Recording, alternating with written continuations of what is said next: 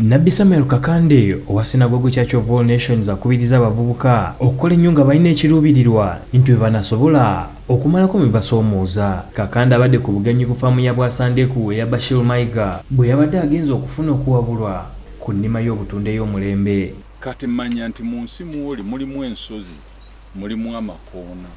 Si lw'osanze ekizibu nti olwo byokola biwedde oteekwa kukomaawo. Abakuutidde okufuna obukugu babeeka abantu kye babaagalako ng'agamba nti omuntu atalina kintu kyonna kiba kizibu n'okwagalwa abantu. Kati bino byowooza nze abantu tebanjagala mu famire tebanjagala ani nti tebiriiyo, basajja tebanjagala biki tebiriiyo, tolina kye bakwagalako. Ono yasose kulambuzibwa faamu ng'alagibwa ebintu eby'enjawulo engeri gye bikolebwamu. Bashir Mayiga nga yakwata kyakusatu mu mpaka z'omulimi asinga mu mwaka gwa 2016 agamba nti kino kitegeeza kinene nnyo gye bali okulaba ng'abantu abakulu bati batandise okulaba omulamwa mu mirimu gy'akola. Agamba nti asanze munne be balina ekirooto ekimu eky'okugatta omutindo ku butunda. Tuzizaamu amaanyi nti tugenda kukwatagana ffenna kubanga omukulu okusinziira ku bigambo bye twogedde naye agenda kubanga atuteerawo ekyuma ekikamula obutunda. Guno nno mukisa munene. Abantu abadde bakyeraliikirira mu kulima obutunda njagala kubazzaamu maanyi n'okubakubiriza. Bannayuganda balina essuubi mu by'obulimi n'obulunzi bajjumbidde omusomo gwategekeddwa faamu ya bulamu ku nnunda y'embizzi n'ente nga kwogase n'okulima emmwanyi. Basomeseddwa ebintu eby'enjawulo omuli ekibalo ky'okufuna amagoba mu kulunda embizzi, endiisa yaazo n'engeri y'okutangiramu ebirwadde eby'enjawulo. Akulira faamu ena Rogers Lubega annyonnyodde ku kibiina kye bakoze okugatta abalunzi bonna nti bakukifunamu nga bagulwako ebisolo byabwe n'ebirime baleme kuserebwa nga yoguzze guba. Kati twagala abantu ebintu ebyo bye balima bibaga nti kasooli kati agula 3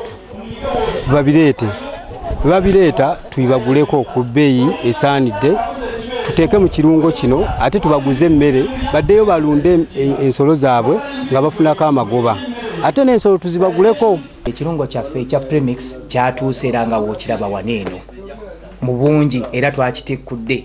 Dr. Henry Maseruka nga ye mukugu w'ebyendiisa ku faamu eno akuutidde abalimi okumanya omuwendo gw'ebyo bye balunda baleme kujeregebwa nga babawamu obusente obutasaana.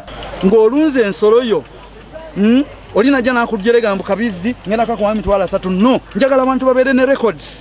Funa ekitabo kyo kya 5 ne kalamu. Oluvannyuma abantu balambudde faamu era ne basomesebwa ebintu eby'enjawulo.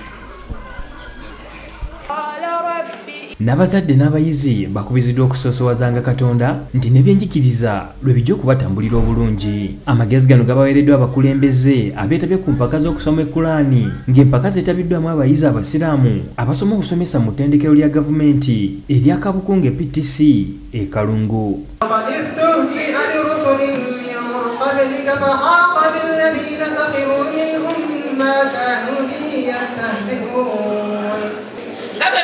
Omukyala alina Quran abeera wanjawulo era nze ndi musanyufu nti ngenda kufulumya abaana abawala abaana abalenzi abali mu ddaala eryo.